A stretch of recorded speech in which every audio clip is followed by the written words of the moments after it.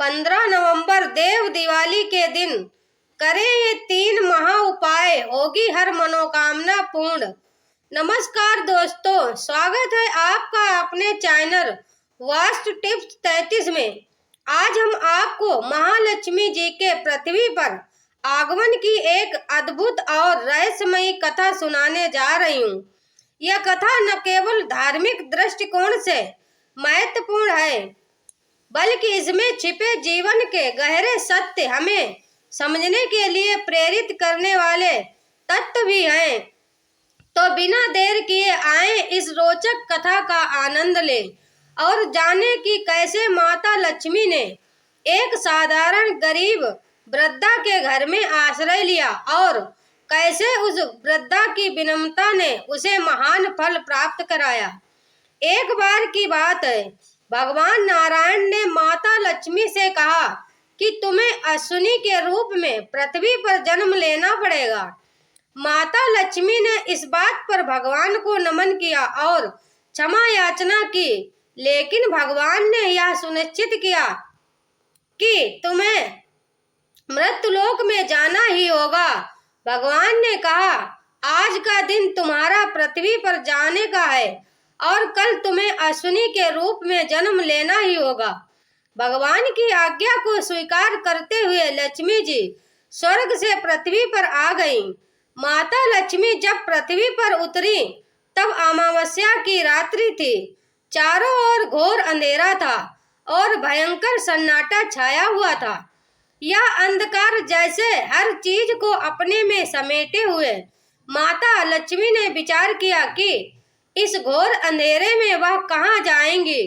रात्रि के समय में एक जगह से दूसरी जगह भ्रमण करते हुए लक्ष्मी जी ने देखा कि चारों ओर सबके दरवाजे बंद थे, खिड़कियां बंद थी, किसी भी घर में प्रकाश नहीं था। केवल एक घर का दरवाजा खुला हुआ था और वहां एक छोटा सा दिया टिमटिमा रहा था। इस दृश्य ने माता लक्ष्मी का ध्यान आकर्षित किया। माता लक्ष्मी उस घर के भीतर प्रवेश कर गईं। वहां एक वृद्ध महिला थी जो अपने हाथों से कपड़े सिल रही थी। यह महिला वृद्ध अवस्था में भी अपने कार्य में लीन थी और अपनी दैनिक गतिविधियों को निभा रही थी। लक्ष्मी जी ने वृद्धा को नमन किया और पूछा, माँ, क्या मैं एक रात आपके घर पर रह सकती हूँ? वृद्धा ने लक्ष्मी जी को पहचानने की कोशिश नहीं की। उन्होंने बस उन्हें अपने घर में आश्रय दिया। लक्ष्मी जी को बिस्तर और तकिया दे दिया और कहा, बहन, आप आराम से यहाँ रुको। रात्रि का समय था और माता लक्ष्मी ने वृद्धा से कहा कि उन्हें भूख लगी है। वृद्धा ने तत्काल अपना सिलाई का कार्य छोड़ दिया और भोजन की तलाश में चली गई। हालांकि घर में खाने का कुछ नहीं बचा था, क्योंकि वह बहुत साधारण और गरीब महिला थी। उस समय वृद्धा को अपने विवाह के समय अपने पिता द्वारा दिए गए शहद का स्मरण हुआ। यहाँ शहद अभी भी उनके पास सुरक्षित था और उनकी संपत्ति का एकमात्र शेष स्मृति था।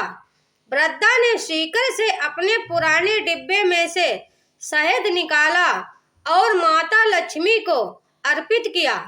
यह शहद उस वृद्धा के लिए अत्यंत मूल्यवान था, लेकिन उसने अतिथि सेवा के लिए इसे समर्पित करने में एक क्षण की भी देर नहीं की। यह उनके अतिथि सत्कार और विनम्रता का परिचय था। शहद का यह डिब्बा 50 साल से भी अधिक पुराना था, लेकिन उसमें कोई खराबी नहीं आई थी। शहद का गुण यह है कि वह कभी खराब नहीं होता, बल्कि समय के साथ और भी प्रभावी बन जाता है। शहद केवल स्वास्थ्य के लिए लाभकारी होता है, बल्कि इसका धार्मिक महत्व भी है। शिव पुराण में बताया गया है कि 33 कोटि देवी देवताओं में से केवल महादेव और महालक्ष्मी ऐसे देवता हैं जिन्हें शहद विशेष प्रिय है। इनकी पूजा में शहद का अर्पण करना समृद्धि और सुख का प्रतीक माना गया है। वृद्धा की विनम्रता और सेवा भावना ने माता लक्ष्मी को बहुत प्रसन्न किया। माता लक्ष्मी ने उसे आशीर्वाद दिया और उसके घर में समृद्धि का वास कराया। यह कथा हमें सिखाती है कि एक साधारण और विनम्र हृदय किसी भी प्रकार के भव्य आडंबर से बढ़कर होता है। वृद्धा का भावनापूर्ण सत्कार माता लक्ष्मी के दिल को छू गया और उन्होंने उसे अनंत संपत्ति का आशीर्वाद प्रदान किया। शास्त्रों में बताया गया है कि अगर किसी कार्य को करने से पहले बेलपत्री के बीच की पत्ती में शहद लगाकर उसे शिवलिंग पर अर्पित किया जाए और फिर उस कार्य को आरंभ किया जाए तो सफलता अवश्य प्राप्त होती है। यह उपाय उन लोगों के लिए है जो कठिन परिश्रम करते हैं और अपनी मेहनत से सफलता पाना चाहते हैं। शिव पुराण, स्कंद पुराण और लिंग पुराण जैसे शास्त्रों में इस उपाय का उल्लेख मिलता है और इसे सफलता का एक मंत्र माना गया है। इस कथा से यह समझ में आता है कि माता लक्ष्मी का आशीर्वाद पाने के लिए न केवल धन और ऐश्वर्य की आवश्यकता होती है, बल्कि विनम्रता और सेवा भाव की भी आवश्यकता होती है।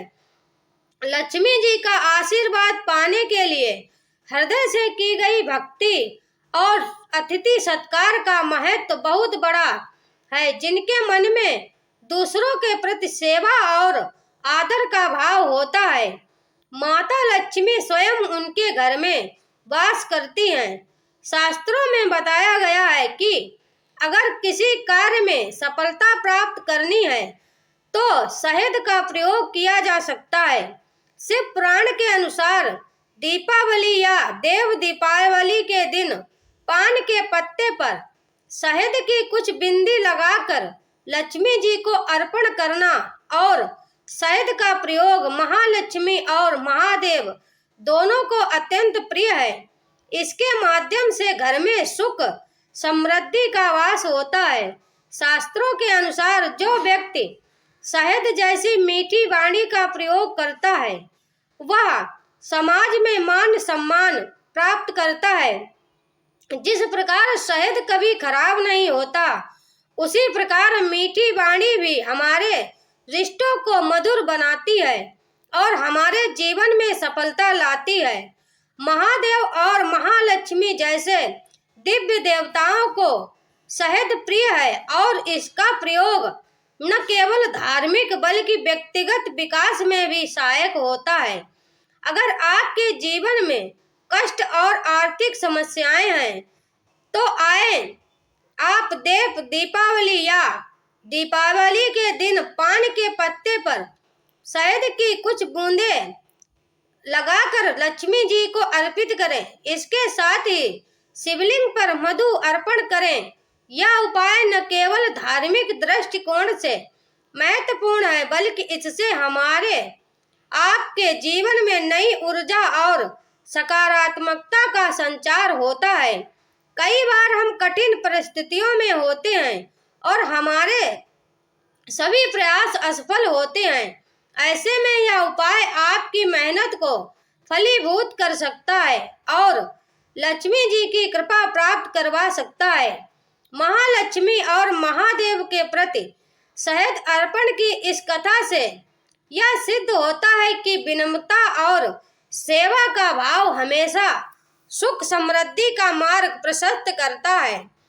वृद्धा ने अपने पास कुछ न होते हुए भी अपने अतिथि का स्वागत किया और शहद का अर्पण कर उसे भोजन प्रदान किया। इससे यह समझ में आता है कि हमें हमेशा सेवा, दया और विनम्रता का पालन करना चाहिए, चाहे हमारी परिस्थिति कैसी भी हो। लक्ष्मी जी जैसी देवी की कृपा प्राप्त करने के लिए सच्ची भक्ति और अतिथि सेवा का महत्व सर्वोपरि है। दोस्तों, यह कथा हमें यह सिखाती है कि जीवन में शहद जैसे मधुर गुणों को अपनाना चाहिए।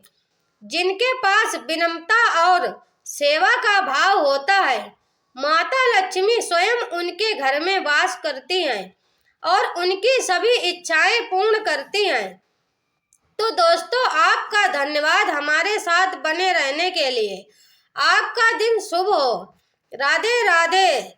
जय श्री कृष्णा, जय श्री राधे, जय माँ लक्ष्मी।